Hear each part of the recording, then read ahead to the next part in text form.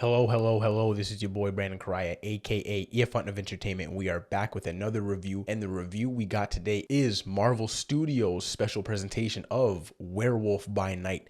If you like this video, hit the thumbs up. If you think you'd be interested in content like this, subscribe to the Brandon Correia Network. We got all the big name IPs right now. We got Rings of Power reviews, Andor reviews, House of the Dragon reviews, entertainment news updates, trailer reactions. If you'd be interested in content like that, subscribe to the Brandon Correia Network. You will not regret it. So now let's get into this Werewolf by Night review. Now, Werewolf by Night is a story that follows Jack, we find out is a werewolf, and he basically infiltrates a hunting game of monster hunters because he's trying to save his friend, which we find out ends up being Man-Thing. And the reason why this group of monster hunters is gathering is because the head of the monster hunters, Ulysses Bloodstone, passed away, and they are basically looking for a new head of the monster hunters. So we see the return of his daughter, Elsa, and basically the remainder of this movie takes place with them trying to hunt Man-Thing and Jack basically trying to figure out a way to free his friend because we see that they have a relationship. Now, this basically ends with all the monster hunters being killed, Elsa becoming the new head of the monster hunter group and her attaining the Bloodstone for herself, and Jack becoming a werewolf and freeing him and Man-Thing, and them coming together and seeing a bit of their relationship. Now, those are just some bullet points of the plot of this. I didn't go too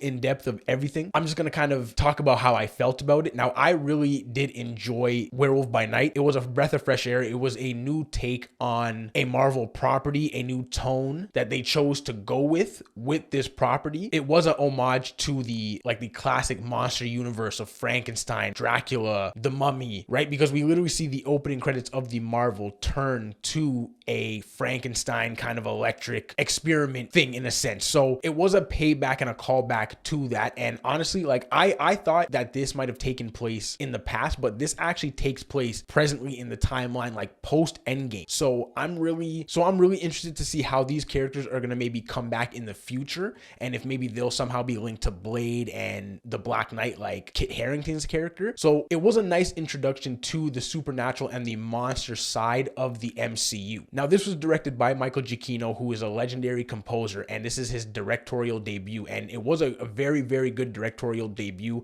Like I said, I really enjoyed it. The acting was great. One thing I probably wish there was probably like 20 minutes more so that we could have had a little bit more time to spend with the main characters, Elsa, Jack, Man-Thing, and just kind of seeing how Jack and Man-Thing's relationship was formed and how close they really are. Maybe getting to see a little bit more of that would have been great. But honestly, for what we got, I really enjoyed it. This might have been one of the, and it was in black and white, but this was probably one of the goriest things that I think that Marvel has done. And it was because of black and white, they could kind of get away with a little bit more blood. There was blood splattering on the camera and stuff, arms, limbs getting chopped off. So it was, in a sense, a horror movie because especially as they were looking for Man-Thing, it was the monster hunters kind of just creeping around the maze. And I really enjoyed that it took place in this one setting and mostly in the maze, and then a bit in the house, obviously, once they captured Jack and Elsa, right? But it didn't really change settings too much, which I didn't mind. And like I said, this was a good introduction into the supernatural and the monster universe. So I don't think I really have much else to say. I enjoyed it, and I hope that Marvel